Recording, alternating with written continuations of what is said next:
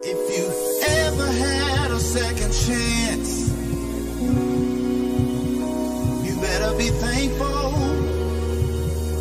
If you ever had a second time around, man, I've been through it, I lost out and I'm faced with the funds wrong. Feel no hope, bad thoughts choosing to die, go home. When I was sitting up on that Greyhound, my mom went through these zones like you got none. Lost everything, is no good, feeling alone. Hey, pockets had no dollars, life didn't make sense. How did I end up back where I started, what did I miss? I went from condos to pop's house, on calls, now bus routes. And the one person who had the key to my heart took it and checked out.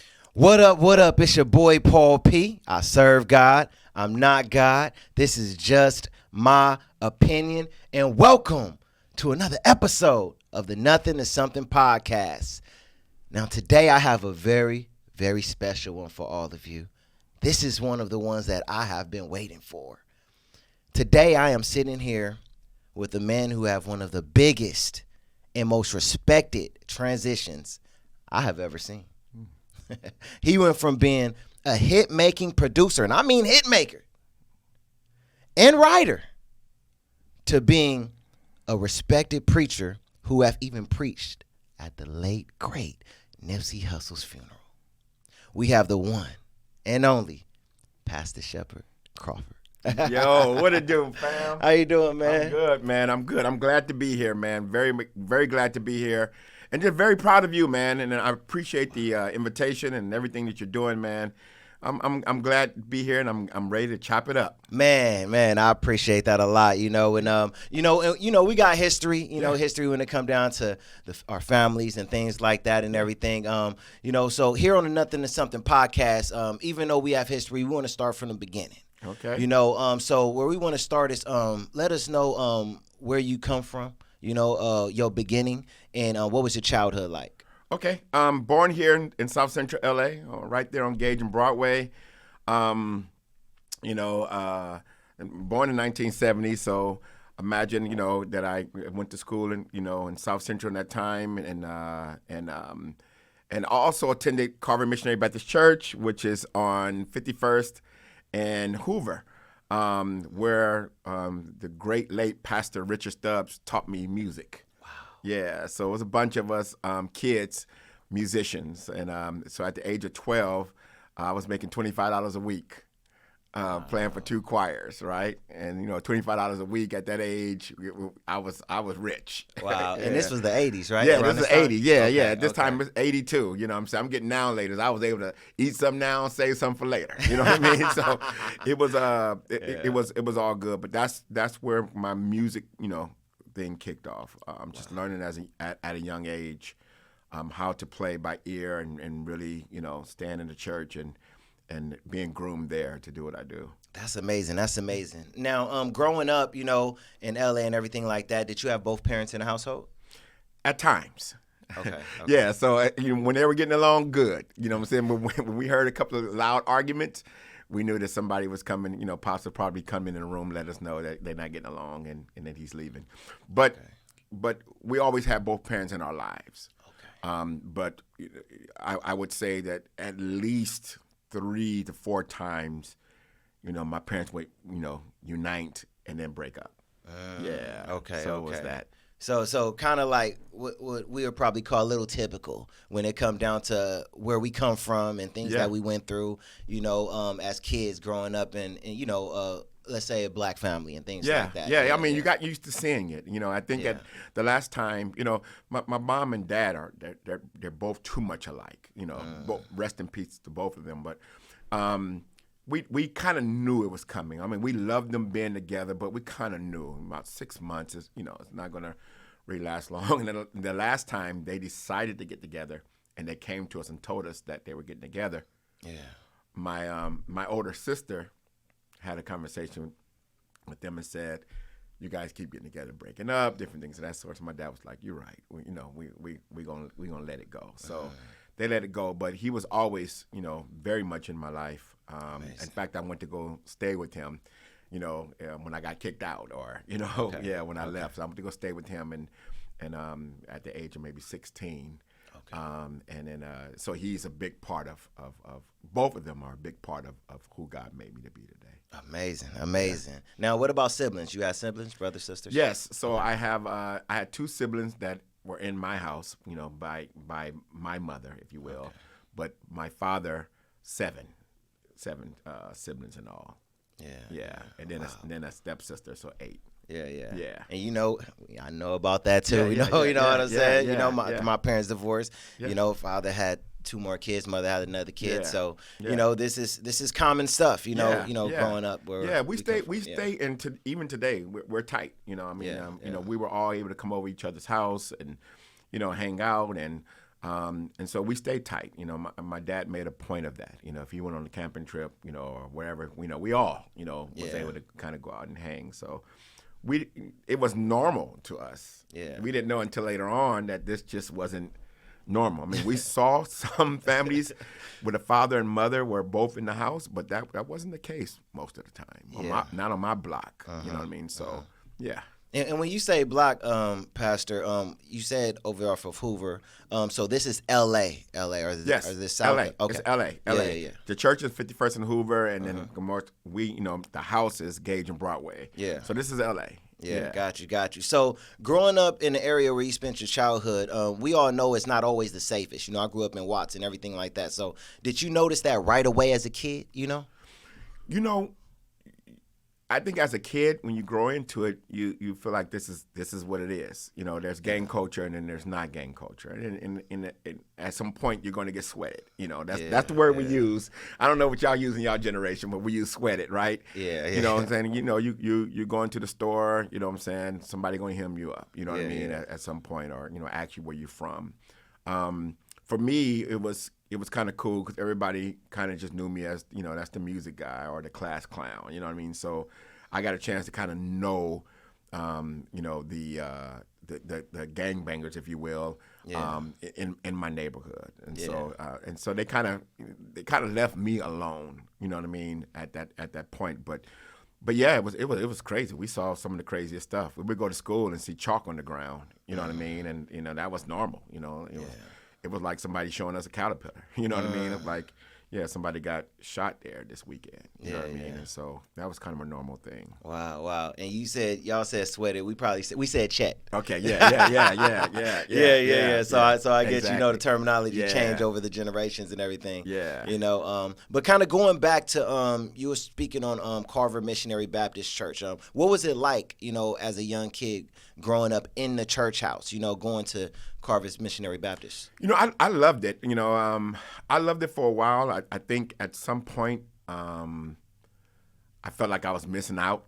You know what I mean? Because I was the musician. I had to be at all the rehearsals and different things of that sort. So at the age of 14, 15, I'm in there, rehearsing, and I can see all the other kids who came with their parents is out in the parking lot playing football and Frisbee, and I can see this out the window. Yeah. And there was a time like I didn't want to do the music thing no more. Not, per se.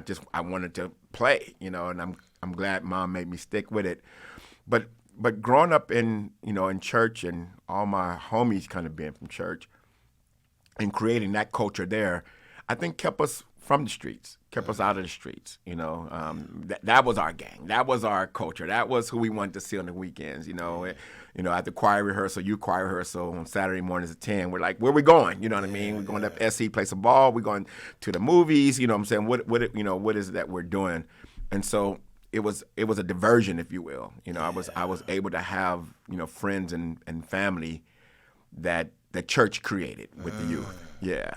And people don't understand growing up, in the hood or the streets, like places where we grew up, how important having that group is. Because I always say, I come from a very, very big family. Yeah. So I'll never forget when I was younger, my uncle said, hey, never join a gang. We are our own gang. Yeah. You know what I'm saying? Yeah. That always stuck with me. And I would even tell my boys, like when I was going to Inglewood, going to school in Inglewood, they would say, hey, join Inglewood family and stuff like that. Right. I was like, I have my own gang. They didn't necessarily know what I was talking about, but I meant my family. You know what I'm saying? Yeah. So yeah, that's dope, So I don't want to gloss over, you said you was 8 years old when you learned how to play the piano, organ, and other instruments, what was it like being able to just, like a sponge, learn all of those instruments so young? You know, it was a God-given gift. My mom was bringing an instructor to come. He would come for an hour, and he would spend 20 minutes with each of the 3 kids. And at some point, she told us that it was getting expensive, and if we really didn't want to do it, we didn't have to do it. Okay. So we all said we don't want to do it. But then I hopped on the organ and played Amazing Grace, and I had never tried to play it before, just off of the stuff that I learned and just by ear. I remember she was in the bathroom like, play that again. And so when I played it again, she was like, you got to continue music, because you picked up your ear and different things of that sort. And when Pastor Stubbs found out about it, his sister, who was the musician at the time, was moving to up north. And so his daughter, who was maybe 4 or 5 years older than me, she played. Montel Jordan, my guy, my god brother, he was learning as well too. So the 3 of us became, the musicians, along with a bass player, Sean Hector, and my brother on drums, and we were all kids. And so he developed us. He would pick us up in the summer, and at 9 o'clock we were going to church. He would play a song on a little tape recorder that had the red button and the play button, and then we would pick it up, and pick it up. So whatever song was going to be rehearsed that night, we would spend that day learning it. So wow. Yeah, so it's definitely a God-given gift that I was able to enhance. That's amazing. Yeah. That's amazing. Just knowing all of those instruments, and learning instruments that people literally, it take them years going to class and school trying to learn. Yeah. So that's amazing. Amazing gift, Now, as you start to get a little older, around like junior high school, let's say 13, 14 years old, what type of teenager would you say you were? Did you stay out of trouble, or did you get caught up, in trouble here and there growing up, in L.A.? I don't know if I stayed out of trouble. I would say I didn't get caught, right? Yeah. I wasn't into terrible things, but I did the typical stuff. I smoked weed, you know what I mean, and what I'm saying, would take a drink here, there, some beer, you know what I mean, and then also, what I'm saying, that's when I started jacking up in school, and I think it was me just kind of being rebellious. I felt like, now I'm a little bit more free. I'm able to come out. I don't have to spend hours rehearsing, and you know what I mean. I'm able to do my things. When I did it, I started doing it. I started ditching. I started doing those things or whatever. But I went through that time, man. Of I'm a wild out for a second. Yeah. Now, and we also know too. And you mentioned it a little bit earlier, being in a teenager in L.A., there's a lot going on, and we know it's a lot of gang activity. Now, when it come down to gangs and gang activity, did you ever get approached to be in a gang, since it was surrounded around you so much? Like, did that ever come to you? I know you said you had your family and church family, you stayed out of it, but did you ever get approached? Yeah, no one asked me to join a gang or expected me to. They always, they respected me, you know what I mean? And, I never had real problems with anyone. I remember one time this person, me and him was about to get into it, and then he turned around and told his homies, he's like, there he is, and they started coming after me, and I couldn't run. I knew I couldn't outrun them, so I turned around, and they was like, Croft. You know what I mean? Like, and I looked and I saw these were all the drummers in the band, and then so in the school band. Now I was the teacher's aide, so I was giving them a C when they deserved a fail. Wow. Right, and then still trying to help them do their thing, but I was still kind of looking out for them. So at the end of the day, I think when they saw that it was me, God saved me, and all through my life I'll find close encounters with gang activity, but never really had a problem. Yeah. Amazing. And, I think that us having conversation about things like, L.A. and what's going on in L.A. is very important. That's why it's very special to have you here as a pastor to talk about these things, and it's one thing that a lot of people ask me about who's not from out here, and that's what happened in regards to the situation with PNB Rock, asking, is it safe out there? What's going on, at Roscoe's, and from you also being from out here and being a pastor, what are your thoughts on what happened to the young brother who got killed in the city that you grew up in?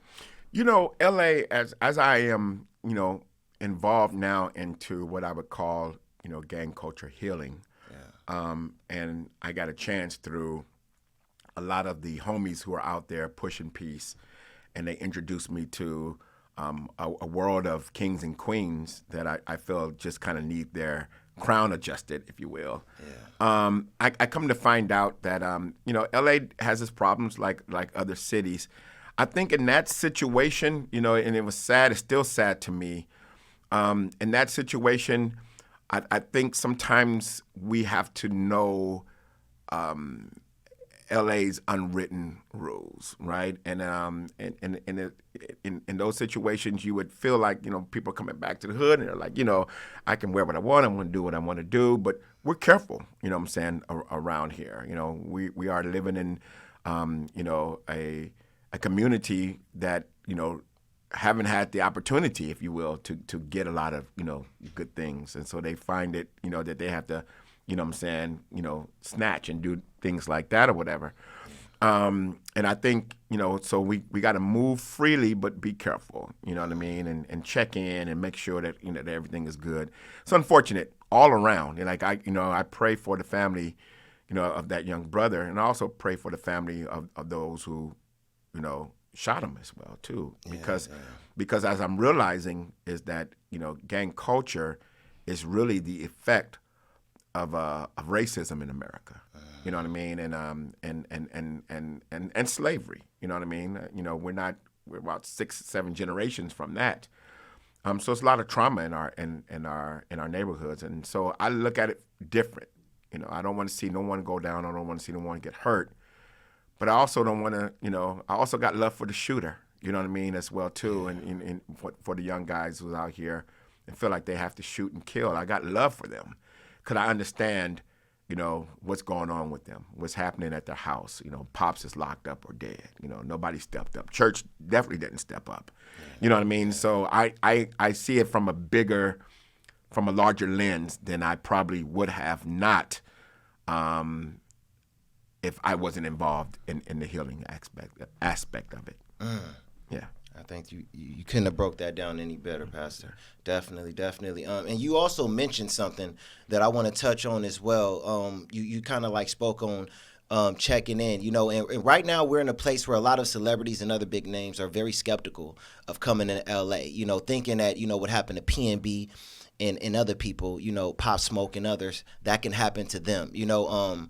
As a pastor and as a individual from LA, what are your thoughts on checking in? Do you believe that the celebrities and other people that come out here, they should check in? Or is that something as a pastor you really don't believe in? What are your thoughts behind that? I personally believe that they should check in. Okay.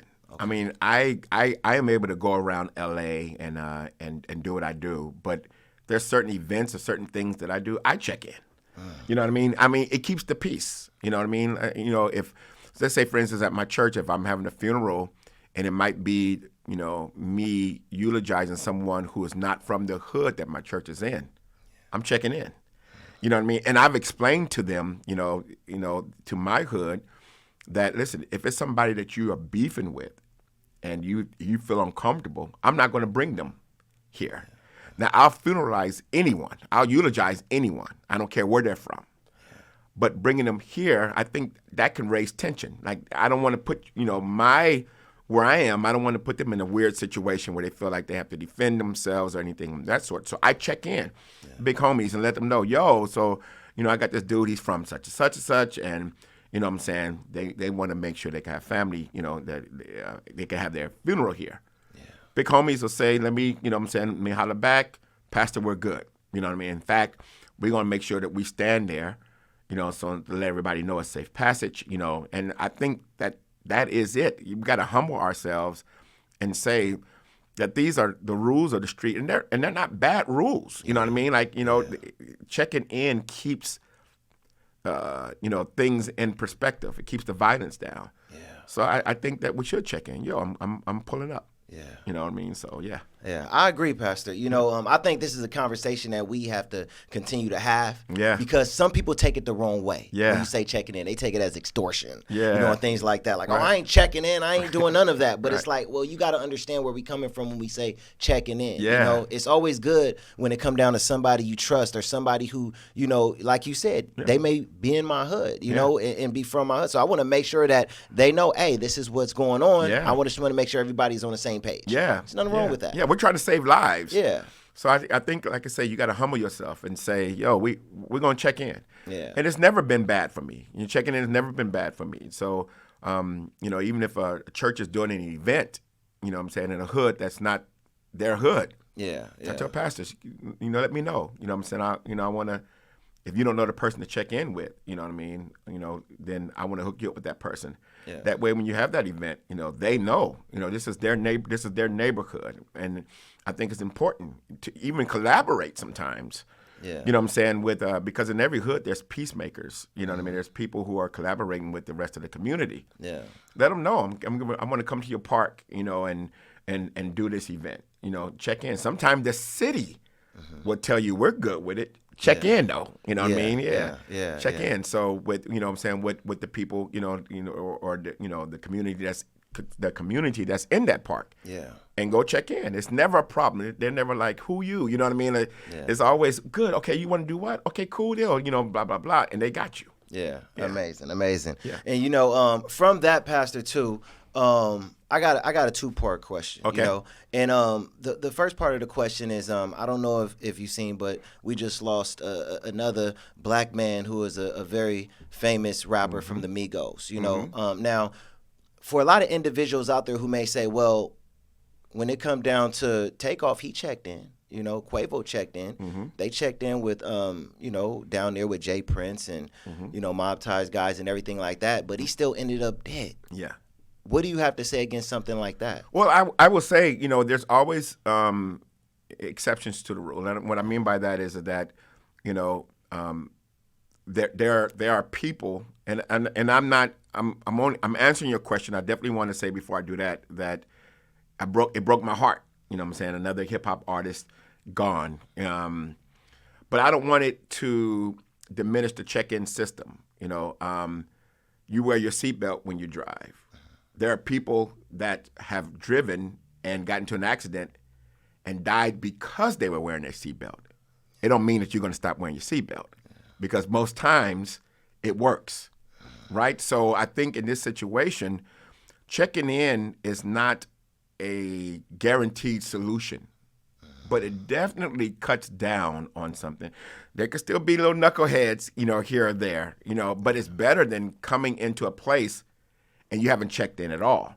You know, checking in makes it, you know, where people know you're coming, and there has been safety measures put into place, but those safety measures are not, you know, foolproof, if you will.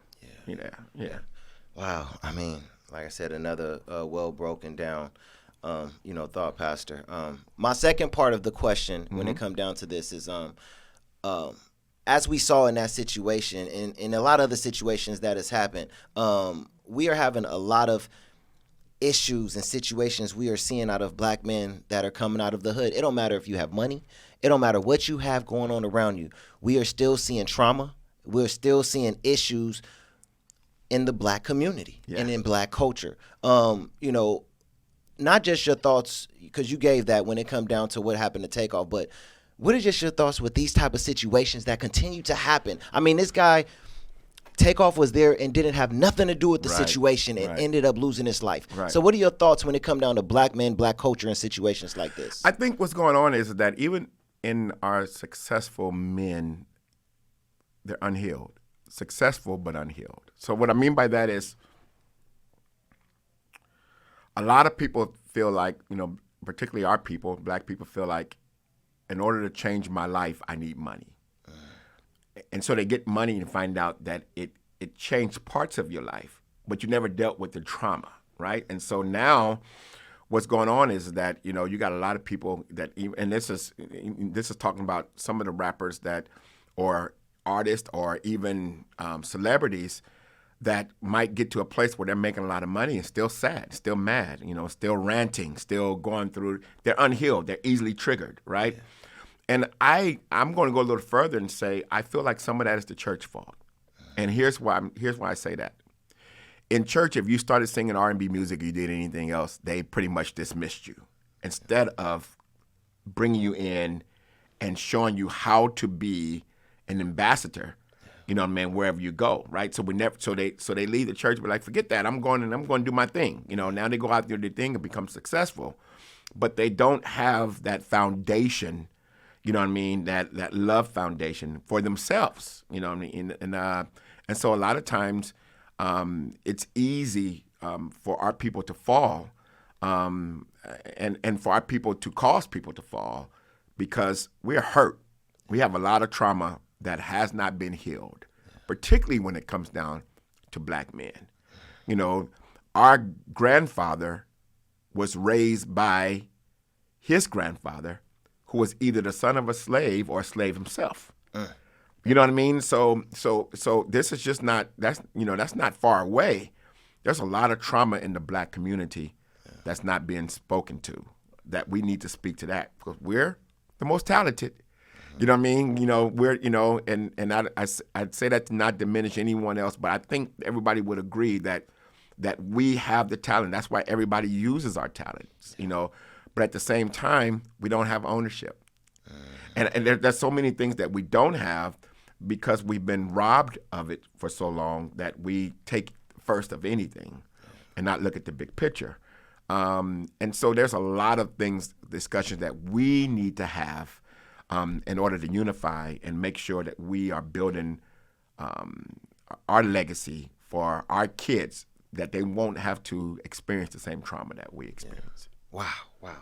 Amazing, Pastor. And I agree. One thing that I always say is that we're at the place now where we got to look past, I'm not saying stop it completely, but look past just the marching, just the screaming and yelling and things like that. And we got to understand when it comes down to us growing and having power is going to take financial freedom. Yep. It's going to take us coming together and say, you know what, let's have our own. Let's create ownership. Let's learn. Let's teach each other businesses and how to have our own independent things that we're building in our own communities and everything like that. Yeah. We got to get to that place where we have that type of understanding, now where we're at. So I agree. And not selling it. Like, not say, come on, let's get BT. Okay, everybody come to BT. What you sold it? Yeah. You know what I'm saying? Let's get this. Okay, everybody, we're gonna leave and we're gonna support that title. You sold it? You know what I mean? So at the end of the day, I think we have enough talent to say, we're not doing that. We're gonna do our own. You know what I mean? And in fact, you know what I'm saying, when we get our black awards, we saying don't go to the other awards. You know what I mean? Come here. Come here. Yeah. Now all the funding comes to here. You know what I mean? And now you can go ahead and start healing the community. If we became a little bit more, and I know we're not here in the conversation, but one of the things that we're the only race that don't talk about inclusion, if you will, or we're the only race that every other race can talk about coming together as a race to make sure their race that their race is good. Yeah. When we talk about that, it's a problem, right? But we need not to exclude any other race, but we don't have it together. In our neighborhoods, we're going to stores that we don't own.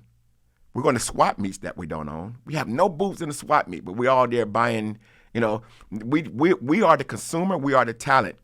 When are we going to become the owners? So there's a lot of conversation that need to be talked about if we're going to really talk about healing the black community. Amazing. And, that was also something that I believe, for the ones who was listening, that Kanye West was trying to point out, with some of the things that he said. But, of course, he lost a lot because people said he was saying anti-Semitic, comments and everything like that. What are your thoughts between what he was trying to put out there when it came down to black people becoming more independent and owning their own and everything like that, and what people were saying that he said, which made him lose a lot of things that he was a part of? Well, the Kanye situation is hard because I pray for the brother and I'm with him, right? I mean, I'm with him, meaning that I know that he's, goes through a lot of different things. He makes me mad, you know what I mean? And then there's times I agree with him. So when he comes for us, the black community, and he says things like Harriet Tubman didn't free the slaves, you know what I mean? Or, or white lives matter. That those things bothers me. But we don't stop. We don't say we're going to cancel you. We're going to, do this and do that or whatever. And so he makes these comments that he's made recently, which I don't necessarily, I might not know all of the comments, but it really shows that when you make those comments about other races, they will come together and they will make sure that they do what they need to do. Yes, they will. Yes. And so Yes, one thing I love about Kanye is that he doesn't back down. He's he's not scared. I just personally want him to be with us. You know what I mean? Be with us and get to the point where, and I don't know his full financial situation, but at some point, we got to stop partnering up with people who would cancel us. Man. And say, I got enough. I'm going to give you a small applause for that, because that's one thing that I put out there all the time. Yes. Pastor, I preach that all the time. I'm glad you said that. Yes, sir. Yeah. Yes, sir. No, it's very important. I think at some point, you got to get to the point and say, okay, I'm good. Yeah. I got my own thing, you know what I'm saying? And I'm not going to be subject to you having the decision as to if I'm going to be a billionaire or not. Yeah. You know what I mean? I'm going to make sure of that. So, like I said, I don't know his situation. I'm nowhere near a billionaire or millionaire. But I will say that I just kind of want to see us come together and make sure that we are looking out for us and the world, not and in that order, if you will, us, then the rest of the ethnic groups. But we got to come together and heal us. And so I appreciate the marches and everything. I'm always out there too. Yeah. But there's so much work that got to be done with us. You know what I mean? And making sure that happens. So I'm for that. I'm here for that all day. Yeah. Yeah. Amen to that. Yeah. Now, going back to your story, and I know this is an LA question, but what high school did you go to?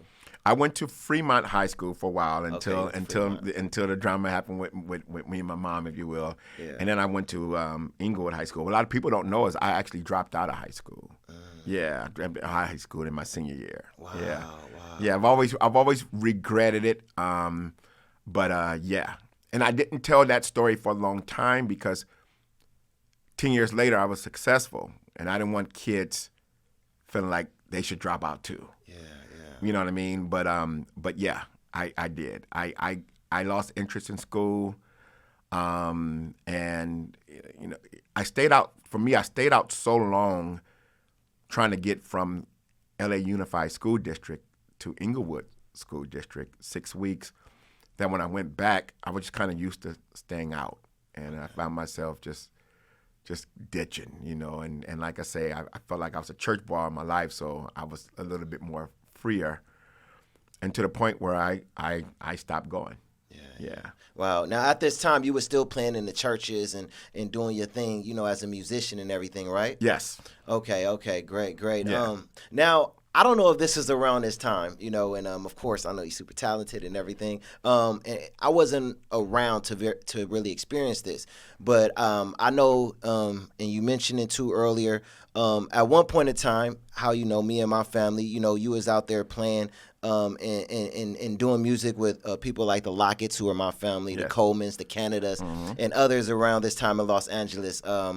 I can just imagine what those sessions were like, because I know you great at what you do. I know how great my family and they are what they do and everything like that. I just want to know, what was that like, that experience, at this time as a teenager, meeting, the Locketts, the Canadas, and people like that, and the Colemans, you know. What was it like, getting together and creating and things like that? Yeah, so those three, that's the Spiritualettes, the Locketts, and the Canada family, they were, to us in LA, the top groups, if you will. And so to be able to kind of just roll with them and learn from them, particularly Curtis Coleman, who was the one that taught me pocket, if you will, that taught me how to play in a band and really have your assignment and stick with your assignment. So I think it took me to another level of being exposed to, and then being exposed to quartet music.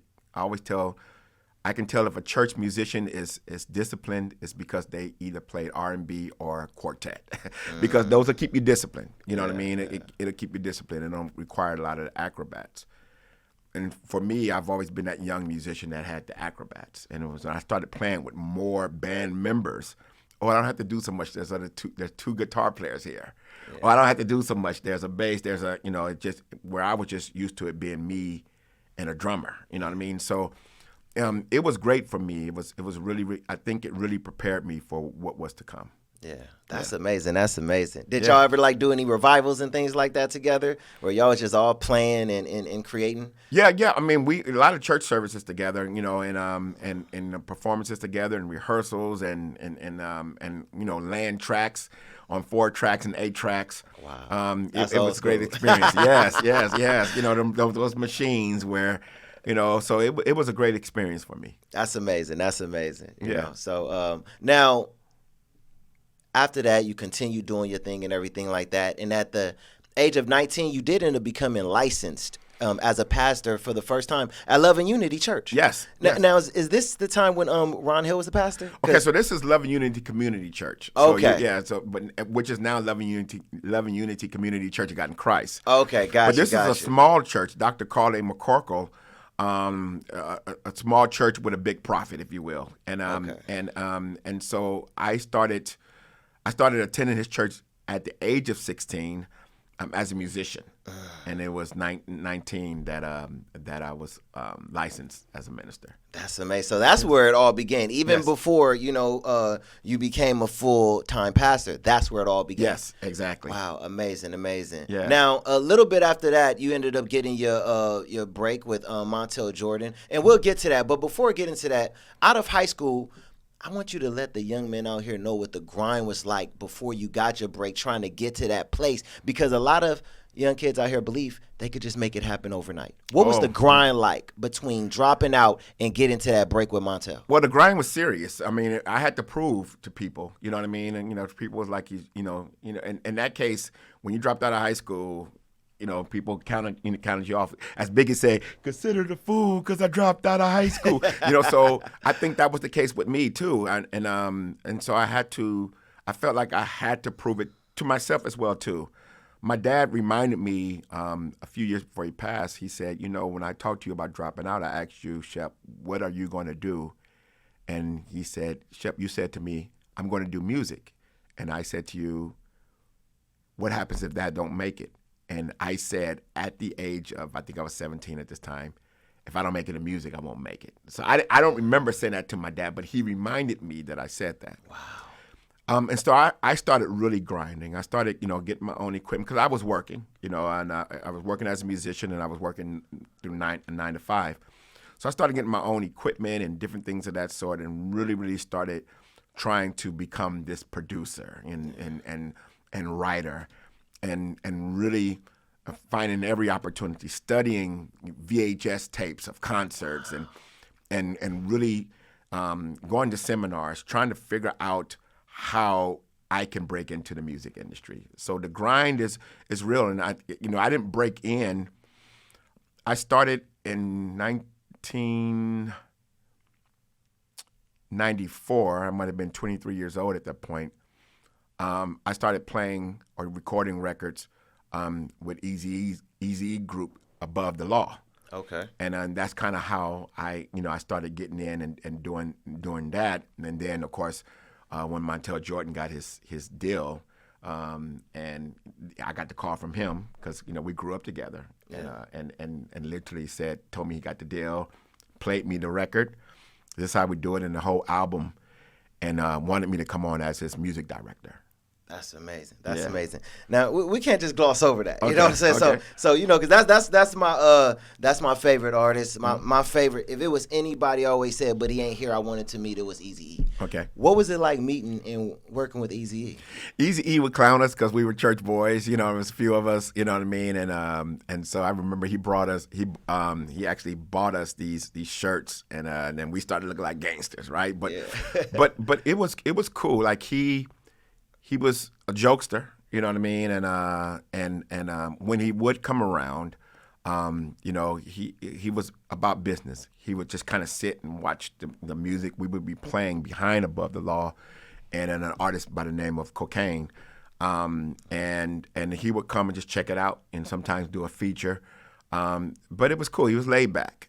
Yeah, he was really laid back. Yeah. Wow, that's amazing. That's amazing, Yeah. man. Shout out, man, to you know, that whole family and everything like that, man. Yeah. You know, he got a lot of kids, and they all seem like really good individuals and people. So that's great. Yeah. You know. Now let's move into 1995 when you got your first really big opportunity, and that's when you worked with Montel Jordan on the "This Is How We Do It" album. How did that opportunity come about, and what was it like working on that project? Well, Montel, he was finishing up the album, and he wanted to do this song called Daddy's Home, and he wanted us to do it together as a duet and write it together.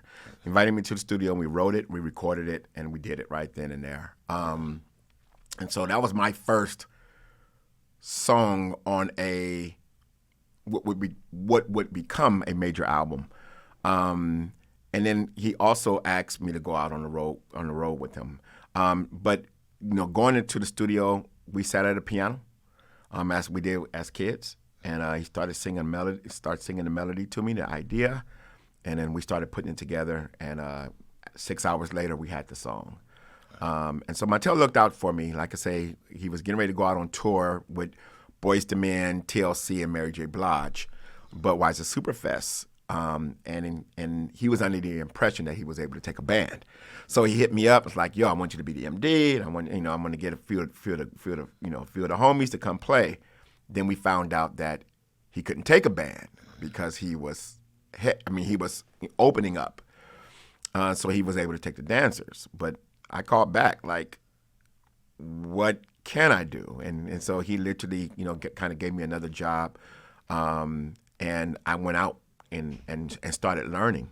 And so I was able to, when it was time for him to take out a band, I was able to be his MD. Man. Yeah. See, then that's what I'm talking. That's how I know, Pastor, you was a hustler. You was a grinder, sir. because what you did, a lot of people won't do. Yep. A lot of people will look at it like, oh, I can't do this. Oh, then I'm going to just go and figure it out myself. Yeah. You was like, hey, what can I do? Yeah. No, I got to get to this table. Saying? Yes. I got to Yeah. learn. And I'm glad I did, because as I started watching TLC and Boyz II Men and Mary J. soundcheck, and I was there every day. I was catching a cab, to their sound checks, because Montel sound check was later.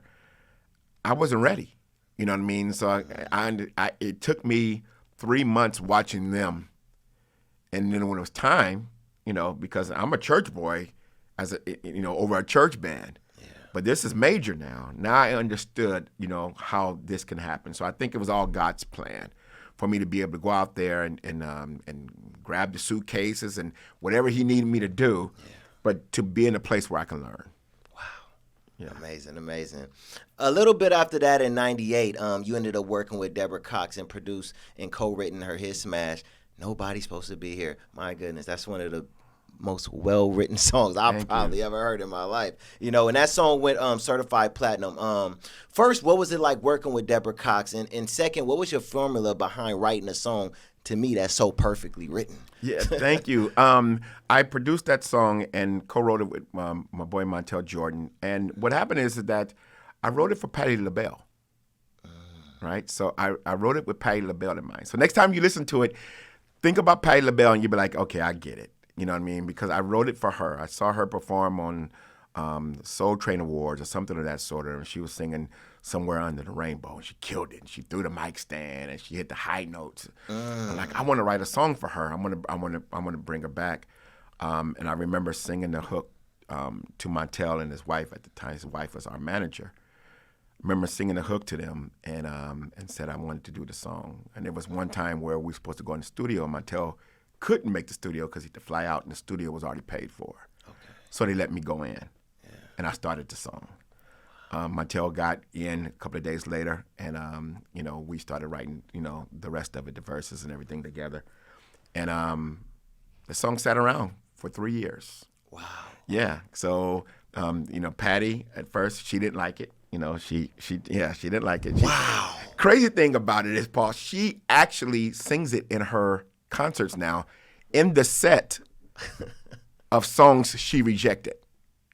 That's crazy. Yes, so right. she got not a side B, a side C. I rejected these hits. She humbly says, "Is that song?" And I think "To Be Real" by Cheryl Lynn. What you think? Boom, big hit for Cheryl. You know what I mean? So I think it's those two songs, and that's still not Nobody's Supposed to Be Here. Yeah. I'm sorry. Yeah, right. So, but then after that, we took it to Clive Davis, and he loved it for Faith Evans, and Faith Evans loved it too. But she was signed to Bad Boy, and I felt like Bad Boy wasn't maybe just as happy about the song. They definitely was going to put the song on the record, but I felt like they weren't as happy as I wanted them to be. And then the person who it was meant for comes in. We already working with her on a song called "We Can't Be Friends." It's a duet between her and RL from Next. She comes and she kills it. I mean, kills the song. Yeah. Murdered it. Yes. And so it becomes the first. It becomes the first #1 song on R&B charts to reach 14 weeks consecutively. At #1. Wow. Yeah. So it breaks that record. Wow. Yeah. One thing I do gotta ask. Maybe you know, maybe you don't. Okay. Patti LaBelle fired somebody though, right? Because she didn't take that. Somebody got fired, right? But I think Patti turned it down. Like, you know what I mean? I think it was her call. You know what I'm saying? That she turned it down. In her words, she said she couldn't hear the song. So I believe she's saying she couldn't hear it for her. You know what I mean? And so I believe she turned down the song. But she told me. You know what I mean? It was after the song came out, and she found out that it was that was the song, and she said, next time, let me know. I bring my husband or my brother, or her son. At that point. You know what I'm saying, to listen to it as well too. So, but it was meant for that song to go on Deborah Cox before God even made this world. Exactly. And it was meant for me to write it for Patti, because had I not written it for Patti, I wouldn't have put those church dynamics in it. You know what I'm saying? With the Canada family singing in the background, right? Oh, wow. Yeah. See, I didn't know that one. Yes. Wow. Yes. Okay. That's Gail Canada and Naomi Canada. Okay. And a girl named Kim, who's very close to me as well too. But it was. I remember. History. Yeah, I remember at a point the record company wanted me to take them off because they sounded too churchy, and I wouldn't do it.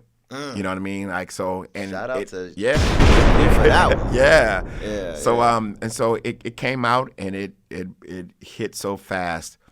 It was just really God opening up the way, Wow, that's amazing. Shout out to all of them. Patti LaBelle, Deborah Cox. The Canada's, just everybody who is a part of that. Amazing.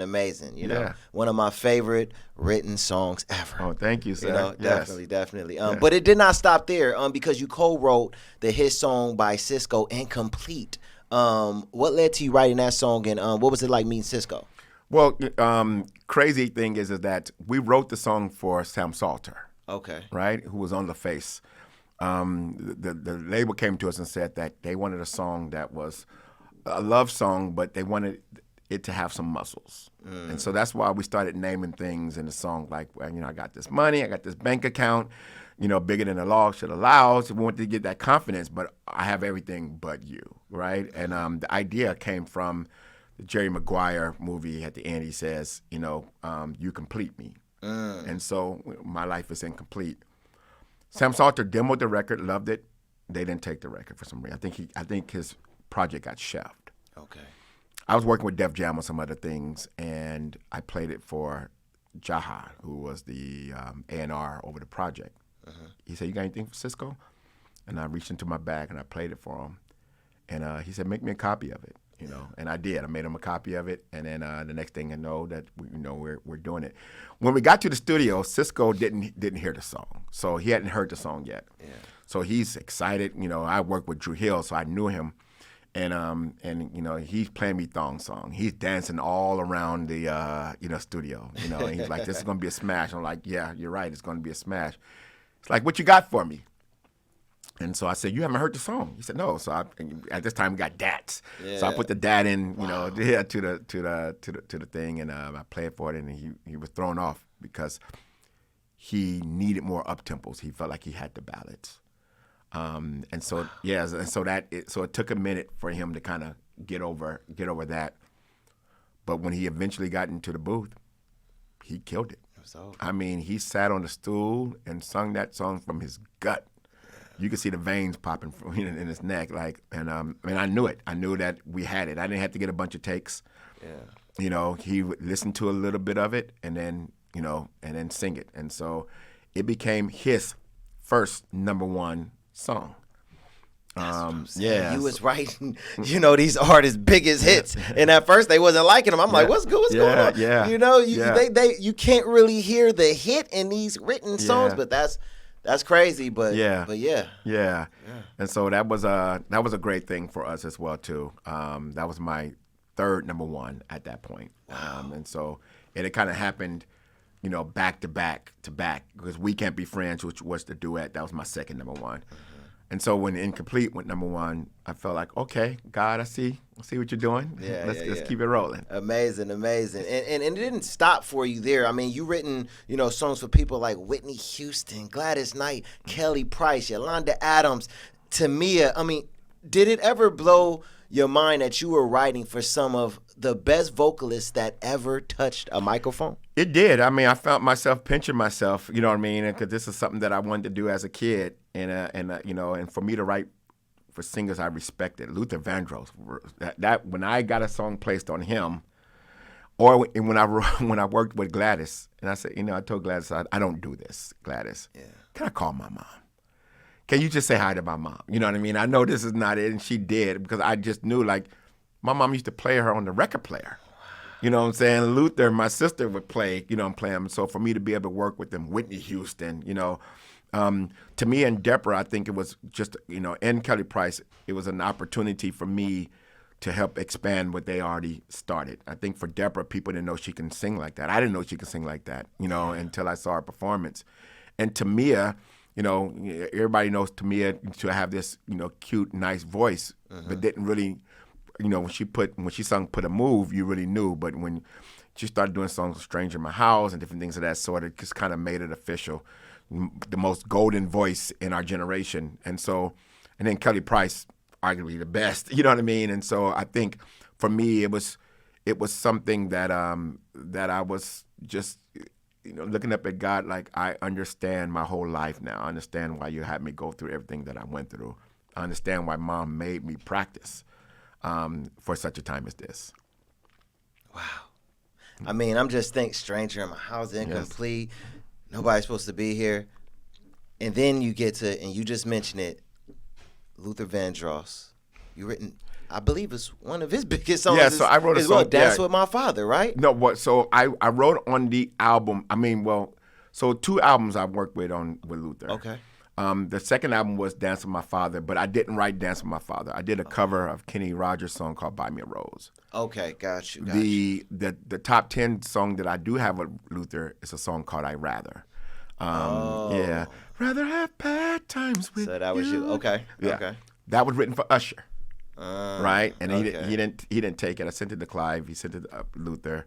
Luther loved it. Yeah. And it became one of his, you know, more recent, if you will, hits. Wow. He would sing it in concert, and people loved it. So, and I remember him calling me to work out some of the background parts as he was teaching it to his singers. He was at his piano and I was at mine. So it was kind of cool. Wow, that's amazing. That's amazing. I mean, so you accomplished so much in the industry, all the awards, Grammys. I mean, I've been in your house like in 05, 06 and saw all the plaques then. Okay, yeah. You know, so I mean, I know you was doing it, you know, the money, hot producer and everything like that. Definitely one of the most requested, I'm sure, after so many hits, you know, right? But with all of that, that wasn't enough because you eventually given it all up to become a pastor. What was your reasons for giving the music industry up to pursuing to be a full-time pastor? Well, I'm gonna tell you, God did that. In '96. So I started touring with Montel in '95 and writing with him in '95 as well. Yeah. In '96, we went to New York, and we were working with Devontae, and he was late to the studio, and then told us he wouldn't be there until much later. So I found out there was a revival in Brooklyn, and so I went to the revival. And I'm sorry, when you say Devontae, you mean from Jodeci? From Jodeci, okay, yes. I went to the revival. Now, at this point, me being a church boy and a minister, so many people telling me that I'm doing wrong for recording R&B music. So in my mind, I'm battling that. So I go to this revival, and there's this prophetess there who actually pulls me out of the congregation. Now, nobody knows who I am. Remember, at this point, I got on a baseball cap as well, too. I had no intentions of going to church. Lift your hands before God. Lift my hands.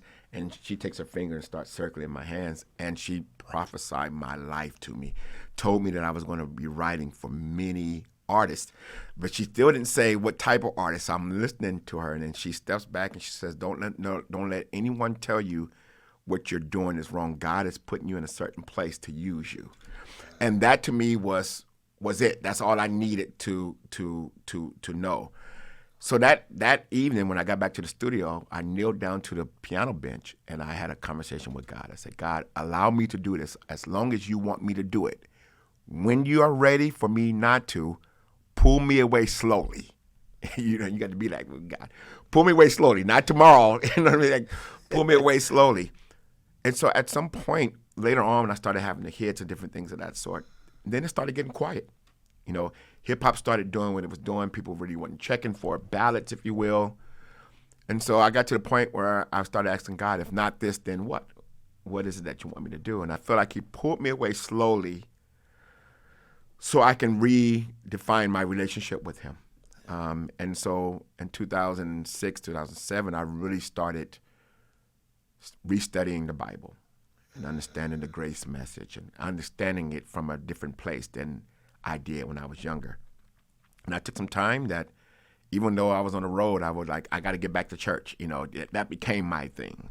It was my healing because of the pain of being hot, then not. Right? A lot of people don't want to talk about that, but you never know. I mean, the hurt that comes with being at a place where you're sought after, and then being at a place where people feel like, this is not your temperature now. It's a different thing. And so God moved me back into ministry, and it wasn't until later that, later on in that movement that he called me to pastor and started church with my wife. So. Wow. So it was just a slow process, but it wasn't just like a cold turkey, out the industry or anything like that. Yes. Okay. Yeah, slow process. So what was the process like in the beginning for you now becoming a full-time pastor? Did it come like easy for you, or was it difficult to transition? Well, yes, it was difficult to transition. I think mostly L.A. saw me as a musician, and so it was really, really hard for them to kind of take me serious in pastoring. And then, we have a church that we say that it's out the box within the word. So we were doing things that were just unorthodox, the way we were displaying the message. So I think people didn't necessarily think that it would last long or that it would grow, but it grew fairly fast. So within a year, we had over 300 members. And so I think the thing, there was just making sure I wasn't prepared for that type of growth. And then we didn't have a building, and we didn't, so we rented out of school. I didn't think that it was going to take off like that. I thought in 5 years, I'd probably have 75 members. We were even looking for, get into a lease for 5 years, that can fit maybe 100 people. But again, God's, plan prevailed. And so that started calling a lot of my time. And then I took some years to form that, and it would be later that God called me into the community as a pastor as well. Yeah, wow, that's amazing. And this is like one of those questions that people normally won't ask, but I'm just gonna ask. A man question. Yes. Now, when you made that transition, did it kind of make you feel it a little bit? Maybe seeing the check's not rolling in the way it was when you was kind of like at your peak, like looking in that bank account, or maybe it wasn't, coming down, or looking at that bank account, take a back step. No, it came down. My wife was in school at that time, seeking her master's. And I remember telling her, I might need you to take a year off and work.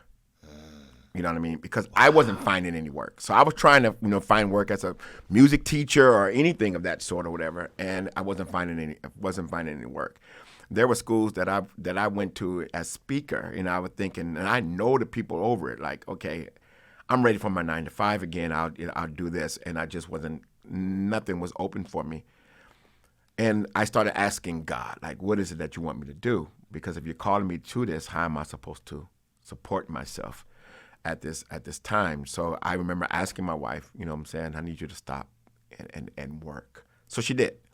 She stopped and she worked while I was still, doing road trips here and there, but not anything that would keep me away from Sunday. Yeah.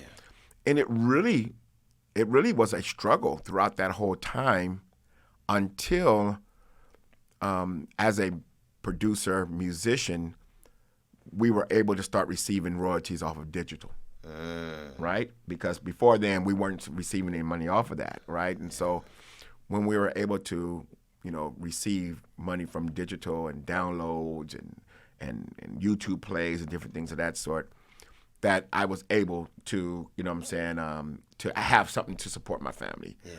So I never wanted to be able to literally rely on pastorship to do so. Yeah. Even though the church do give me something, majority of what I get comes off of what I've done. Yeah.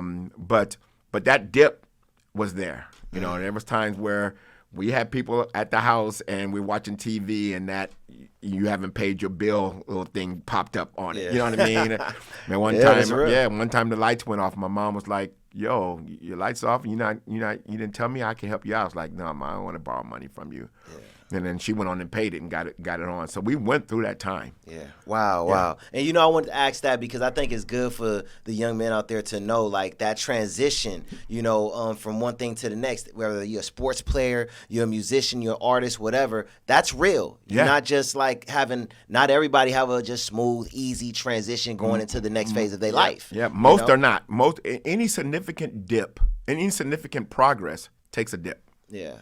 You know what I mean? It makes your story bigger. I feel like sometimes it's God pruning you for this next season.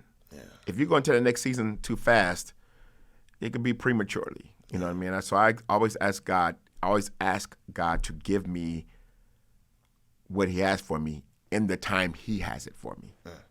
Because I'll mess it up if you give it to me in my time. Yeah. Wow. Amazing. Yeah. So as we move along, at some point in 2019, the late great Nipsey Hussle passed away. First of all, what are your thoughts when you first heard of Nipsey's passing? Man, it was crazy. It was after church, and then I was hanging out with some of my friends at one of my friends' house, and I saw it coming through. And I was looking for a credible source. And then I called my youth pastor, L.A. Zay, and I was like, "Yo, is this real?" And I could hear from his voice. And I was like, "Yo, how did this happen?" And so I called my kids, and they're devastated as well too. Never met Nipsey, and so it's just devastating to me. And then I find out that that there is a vigil that's going to happen at the marathon. And I go there and take my kids there. My grown kids and my small kids. You guys need to experience this. This guy was a big part of L.A. And I thought I thought it was done until I got the call. Yeah. Now going into that, of course, eventually sometimes after you focusing on your church, you doing your thing and everything like that, and you get that call. How did that call to preach at his funeral come about? And what were your thoughts when you got that call? Well, I have been working with kind of the homies around the church, and really getting involved into healing of the community. So when I got the call, I was watching Law and Order at a little bit after 11. I want to say I want to say April 3rd, because that next day was my wife and I anniversary. And it was his brother, you know what I mean? And Black Sam. Yep, Okay. Sam. And he introduced himself to me, and someone had given him my number. So I got the call that he was getting ready to call me from one of his, friends. And he just let me know, that he would, if I'm available, that he would love for me to do the eulogy. And I was just shocked, you know what I mean? And out of all the people, I thought, wow, you know what I mean? And I said, of course, I would love to. And he said to me that I just feel like you would be the perfect one to bridge the two worlds. So I knew what my mission was when he said that. Yeah. And then come to find out, he said he'd been hearing a lot from the homies around him. And so I said yes. And yeah. Yeah. I mean, look, Pastor, let's be real. This was going to be one of the biggest eulogies you've ever done in your life. Yes. What was it like preparing that before going there and preaching it the way that you did? I told myself, do what you have done to get the call, right? And so to me, it was a bigger ECM. ECM is the Experienced Christian Ministries. That's the church I pastor. Yeah. So to me, do what you do, because it was his homies that visit the church that were thinking my style of preaching would be right for this. Yeah. So I told myself, and I think some preparation from being in front of big crowds in the entertainment, field. But I told myself, do what you do, And so I was nervous before, during, and after. It's over. I woke up that next morning still nervous, like I'm watching the video, like I don't want to mess up, and you know what I'm saying. So, but at the end of the day, I thought, do what it is you do. God has prepared you for this. Be SHEP. And bring this word the way what I'm saying that it's given. And a lot of church people had a problem with it because they felt like I didn't do an altar call, or I didn't. I didn't, preach the crucifixion, if you will. I remember arguing with one preacher, and he was like, you just didn't, you think God is happy with what you did? I said, listen, God chose me. God chose me to do this eulogy. He didn't choose you. I was chosen by God to do this eulogy. And the work that has been, and the opportunity of work, and the scope of work that I have since then is proof that God used that to set up a platform for me to get more involved into the community. Yeah. But I had more people who loved it than the ones who hated it. Yeah, which is the story of my pastoral career. So, if you will, yes, I'm not tripping. And you don't have to say it. Pastor said he was hating. He was a hater. Yeah. Let him be a hater. Yeah, it's all good. You exactly. did your thing. I loved it. Exactly. And all the people that I know that listen loved it as well. Thank so you. you did your thing. Thank you. After that, did you notice things change immediately? When it came down to people now recognizing you as a pastor. I mean, you preached at Nipsey's funeral. Did you start to notice that? Yeah, I think it did two things. It widened my reach in the community. That's what I really wanted it to do. Yeah. I really wanted it to, But what it did, before then, I wasn't accepted by LA church. You know what I mean? And I had friends, and but I think there were ministers, preachers, and churches that said to themselves, or saw that and says, if the community chose him, we need to be talking to him. We need to be at least figuring out what it is that the community would choose him. This is Nipsey. You could T.D. Jakes or the Honorable, Minister Farrakhan. You could have got anyone to do it. Yeah. And for someone who have never had that exposure on a national level. I think it made some people think, we've been kind of looking at him with an eyebrow up. Now we probably should sit and talk to him and listen to him. So there were preachers and pastors who I didn't have a relationship before that I think, genuinely, I think it happened after that. I think it kind of woke them up too, like, there was preachers who would call to me and was like, what do I need to do to get more involved in, into the community if the community trusts you like that? So I think God put me in that situation to have an opportunity to bridge and not to discourage or not to be, in a stank attitude now. Like, no, I didn't want to be like, back then y'all didn't want me. Now I'm hot. I didn't want to, I wanted to literally be like, let's have this conversation because we're not going to make any significant difference until we come together. That's amazing. That's amazing.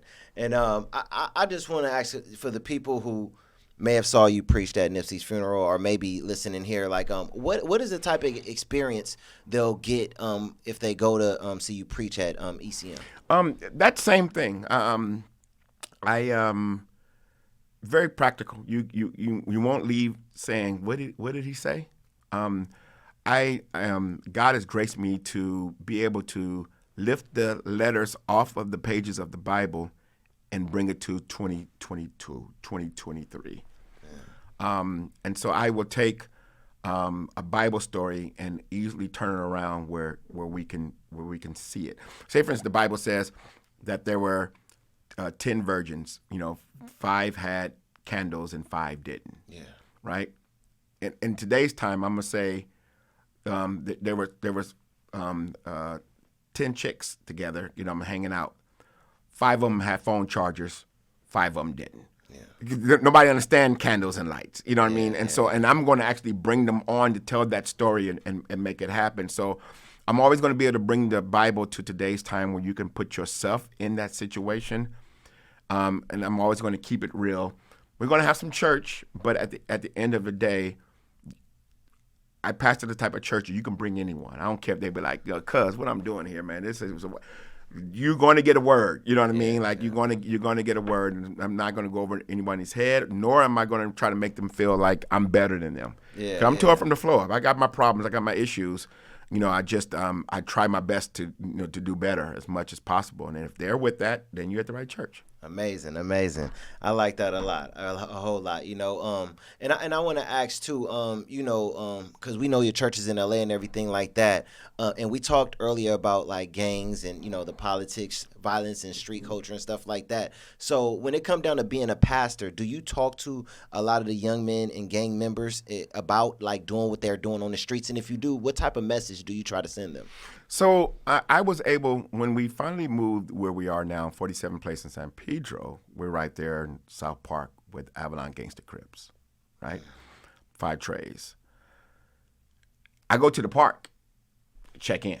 Yeah. My man Big Blue. Everybody's saying you got to check in with Big Blue. So I'm checking in with him. Yo, my man Pastor SHEP and blah, blah, blah. And I'm telling him the stuff that, we're doing. He says, well, we work out here every morning. I knew what that meant. That meant come hang out with us. And so I did. I dropped off the kids to school, and I came and I got sore working out with them and built that relationship with them, that I was able to kind of, you have to go to them first. And this happened in 2016. So this was even before, Nipsey, and was able to bring them and Bloodstone Villains, who used to be rivals, together. They had already pieced, but I brought them together to show the church. So instead of me preaching, I brought them all on stage. Wow. So they can talk to the congregation and talk to one another. And at the end, you have Bloods and Crips praying for each other on stage while the audience is out there, right? So they can see that it's not all bad. And then that started widening my reach. After the Nipsey eulogy, I was told that on the east side that there were secret meetings of peace that was happening. But I wasn't able to come because I'm not affiliated. You got to be affiliated. Yeah. But on the 8th meeting, they brought me in. Wow. Yeah, they brought me in. I walked into a room. That's big. Yes. I walked into a room, and it had to be at least 70 of the most hardcore, OGs in the room. And it was Minister Tony Muhammad who was there, who pulled me up from my chair and had me to come up front with him. And he said, I'm Muslim. Pastor SHEP is Christian. If we're here saying we can work together, then you guys got to be able to work together. And from then, I started coming so it was a secret meeting, and it was happening on Bible study night, right? So I had to cancel Bible study, but couldn't tell my church why, right? Because no one could know that this meeting was coming, but they kept allowing me to come just to pray at the end. About a year later, I was voted in as chairman of this organization. So it's called United We Stand Up, and I am the president of it now. Wow. The only non-affiliated, but I'm the president of it now. Just hanging out, you know, and being, you know, being that person who God wants us to be. So United We Stand Up is a coalition of OGs from the East Side, from Compton to the Low Bottoms. Coming together for peace, Bloods and Crips, and shout out to my man Lil Doc, who's serving time now. Him and a few others who brought that whole thing together. They all pushed me to step into that role. Wow. Yeah. That's big. I've never heard of a non-affiliate ever being invited to anything. Yes. That have had to do, you know, with, you know, the gangs and the politics and everything like that. So that's amazing. You know, I also want to ask, as a pastor, do you believe? I mean, you already showing that you are, but do you believe that you can also have an impact on helping change, you know, Black culture when it comes down to like the high divorce rate, abortion, you know, the gangs like you're doing, you know, violence and trauma? And if you do, what type of impact would that be, and what does that look like to you? Well, you know, let's start with, you know, the gangs. We call them tribes as well too. But when I found out about them is that I remember asking, you know, my young adult pastor. I didn't understand gang culture, and I was like, you know, why are they out there shooting each other, you know? And he said to me, Pastor, gang members don't look at each other as gang members. They look at each other as family. Okay. Then I come to find out that the lack of their dad is not around, or, you know what I'm saying, their mom went to work, and now they getting out of school, and they don't have nothing but the streets. And so I started figuring out, let's get to the root of it, right? To the root of what's going on. So you can ask these guys to put something down, put the gun down, you're not giving them anything to pick up. And so in that, it started opening me up to the family, to the Black family. And I think if we can learn how to speak to the king and queen in the Black community, instead of tearing down the stuff that they, you know, do bad, if you will. Yeah. So I don't walk up to a person, you know, a young person, and say, stop doing this, stop doing that. I try to give them something to start doing. Yeah. You know what I mean? I don't, you know, if you give them something to start doing, I try to find out what's good about them. Okay, I see you got a little game, you can play a little ball. So that's my end. Yeah. You know what I mean? So it's the same thing. You know, when mothers are out here, or fathers out here, and couples are breaking up, there's a common interest that they should have, the child. Yeah. So in this perspective now, I feel like the church, the pastors, and we're all kind of waking up since God shut the church down. We know now that, you know, it's time to come into the community. I feel like we could be the mediators to really, really help get the Black community back together. Now, by being peace advocates, because there are already leaders in the Black community. Yeah. You know what I'm saying? You have you on the show. You know what I mean? It's a leader. Yeah. You don't need to come in and try to support the leaders. That's what us as clergy, I believe, our job is to support the leaders. What do you need? Not walk up to somebody and be like, I got this program, my church is doing this. And be like, no, you walk up to them saying, listen, my church is here, we want to help. I see you trying to do peace. What do you need? You know what I mean? And then help them. God is going to create something where they're going to come to you and need prayer. Yeah. You know what I mean? And you know what I'm saying? Because they're all looking for a spiritual father. And a lot of times they're all looking for a natural father figure. So there's ways. I see the way in. I feel like it just need to be more of us who have compassion and is doing this through love and not through shaming. Yeah, amazing. Compassion, empathy, all of that. Yes. Wow, that's important in our community because we didn't grow up. We wasn't taught that. Yeah, exactly. We was taught, don't cry. Yep. If you do, I'm gonna put that belt on you. Exactly. You know what I'm saying? Exactly. Not the one who did the wrong don't get in trouble. Yeah. The one who come telling and crying get in trouble. That's right. You know. Yeah. So wow, that's amazing. Yeah, that's man. Amazing. Now, I have a question that I believe would be good for a pastor to answer on this platform. Mm-hmm. And what better than you? Nowadays, a lot of artists and celebrities say they have, you know, God in their life. but still go out and do music about, killing and they living fast and unsaved, different than the way the Bible, would say to serve God. What would you say to those celebrities, artists, and individuals in general who feel as long as they believe in God, they are walking right with God? So there's the two positions. So when we confess Jesus and we accept him into our lives, God puts us in a positional righteousness. Let me I break this down like say for instance, right now you found out that you were a king. Like, so you found out that your family origin comes from some island where there's royalty. You found out that you are a king, right? So today you find that out, that you're king or a prince, and they want to fly you out to that island. Yeah. And then when you get there, how do you act? I'm excited. Yeah, but do you walk different? Well, in the beginning, I'm gonna be the same because I've never lived as a king or a prince. And how are you going to start living and walking like a king and prince? After a while, after living it, I'm gonna start walking like a prince. How will you proper, know? And after living it, yes. Going through the process. But there'll be people there to show you as well. Yeah, and that's our job. Yeah. Our job is to see we those people are out there and they've accepted Christ. And positionally, they're righteous. But to be able to practice living that, what God has already made them, we got to be the ones to show them. We tell them because they're not doing gospel music, we don't want nothing to do with them. So there's nobody out there to show them how to go perform in the club and not be the club. Nobody's telling them how to go on stage, and nobody's getting into their mental and developing them into disciples. We're only doing it to the people who's coming to the church. You know what I mean? And so we're not going out. We don't want nothing to do with them. You know what I'm saying? So they believe, they love God. They don't know a different way. You can't just be like, you don't love God if you got people out there shaking their butt. That's not it. You got to literally get involved with them for years. What did Jesus do? Jesus literally built a team and hung out with his dudes for 3 years. He didn't expect them to do anything. When him and Peter's in the boat and Peter catches the fish, Peter's like, "Get away from me, Lord! I'm a sinner. Like, you don't know, what I'm saying? Look me up. Like, check my social media."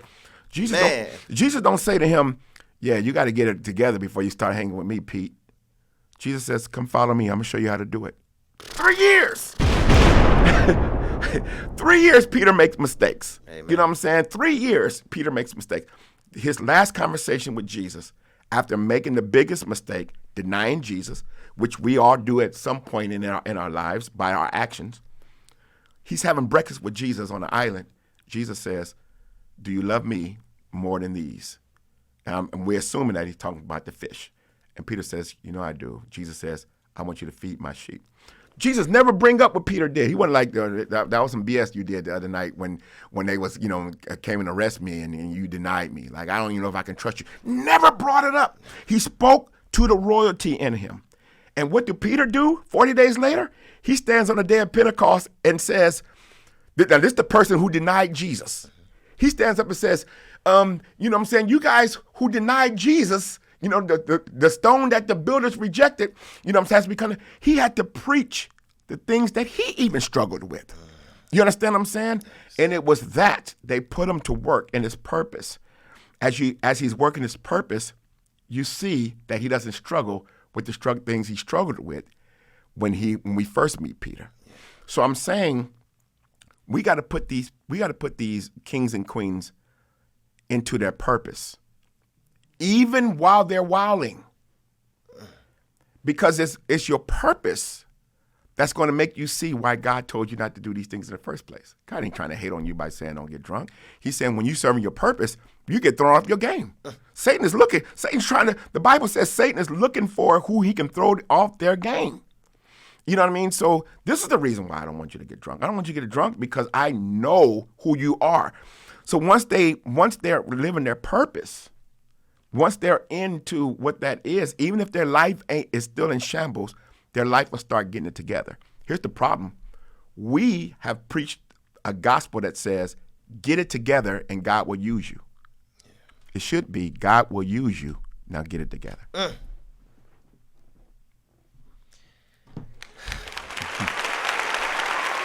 all I could do. Amazing. I don't think anybody's ever broke it down like that, No. Pastor Shep. Wow. That was incredible. That was incredible. Now, one of the last question, Pastor. I had people like Big U on here, Cowboy, the founder of the West Side Crips, Donald Archie, and I noticed you're all about giving back to the youth, right? Can you ever see yourself putting something together with all those individuals, like you say, the leaders in the streets and places like that, since they also have a huge popularity on the streets, and because you all are from LA and things like that, and as a pastor, do you see yourself ever being able to get together and put something together for the youth with these type of individuals? And if you do, what does that look like? Yeah, so on the east side right now, we are working, United We Stand Up, we're working with the youth. Like, so tonight at 6:30, I'm going to be with 20 young adults from different hoods, right? And then we do this to make sure we pour into them, help them, and different things of that sort. So, but to your point, yes. See, in order to heal this community, it's going to have to be the Big U's, the Cowboys, the Skip Townsends, the Hakeems. It's going to have to be those people who are already in the neighborhood, who already have the trust of the neighborhood. What they don't have is the support. You know what I mean? That's needed. So for me, I'd rather team up with them than anyone, because to me, we don't need to take their place. We just need to really, really get behind them. So my goal is, particularly for the Black community, is to make sure we make significant change. I want to be able to see in the next 5 years, significant change in our neighborhoods and in our communities. And it starts by us all coming together, agreeing to get behind those gentlemen, the kings and queens, who are already out there doing the work. They are the ones LAPD is not the heroes. Pastors are not the heroes. It's the Big U's in them. It's the ones who are out there and saying, listen, I want to change my community. We need to hook up with them and find out how can we help you do that. Amazing. I love that. I really think that would do some really, really good. Yes. And just seeing all of you guys come together like that, that's amazing. That's amazing. Yes. Now, before we close out, Pastor, if you could just let everybody know where they can find your church, and if it's anything you want to let the people know, you can let them know that as well. Yeah. So my name is Pastor Shep Crawford. I'm the senior pastor of the Experience Christian Ministries, a.k.a. ECM. It's right there on 47th Place in San Pedro. The address is 326 East 47th Place. You can find me on IG, Shep Crawford. On Facebook, Anthony Shep Crawford. The church website is theecm.org. All right? And if you search any of those things, you'll pretty much learn everything about me, or how I'm moving and where I will be. So just make sure that you follow me. Again, Instagram, Shep Crawford. Just follow me, and we'll keep you, informed on the things that are going on. And also United We Stand Up. That's another organization that you can follow, so you can know what's going on and what we're calling gang culture or tribe culture, as we plan on doing everything we can to heal it. Amazing. Before we leave out, Pastor, can we, and this is the first time we're going to do this, and I think this is the right time to do this, can we close out with a prayer? Yeah. That's okay? Yeah. Okay. Father God, we thank you. You are awesome, and we are not without you. We realize how great you are. Man, we are just excited. Sometimes we get frustrated because we don't know what you're doing, and out of curiosity we ask or we wonder, but you always show us that you got a plan. And so, Lord, we ask that you continue to use us in this plan. And before I pray for the city, and before I pray for the nation, I'm going to pray for this podcast. I'm going to pray for Paul P. and everyone involved, Heavenly Father, that they continue to do everything that they're doing to raise consciousness and awareness of the things that are going on, and to be able to inspire people who feel like they are starting with nothing to know that they can have something too. And so, Lord, I ask that you continue to bless him, continue to bless us in this movement, to every peacemaker, advocate out there who is trying to make a difference in the community, not only to them, but to everyone who's trying to heal our daughters and get them off the corners and put the crowns back on their heads, to the children, to all who are working with families, to the churches, to not only to the Christian churches, but even to my brothers over there on the Nation of Islam who are literally doing the work. We might not agree in theology, but we do agree that our communities need to be saved. And so, Lord, I ask that you continue to look upon us. Let no hurt, harm, or danger come to any of us, Lord. And everyone who's listening to me, Heavenly Father, I ask that you allow them to reflect on what's been said so they can take that seed and use it to become the great person that you intended them to be before you even made this earth. Sir, we love you and we praise you. In Jesus' name we pray. Amen. Amen. Man, appreciate you, sir. Pastor Likewise. Shep Crawford. Likewise, The Paul thing P. historical. Yes, sir. All right, it's your boy Paul P. Pastor Shep Crawford. We out of here. Yes, Love sir. you all. Deuces. I gave up and stopped believing.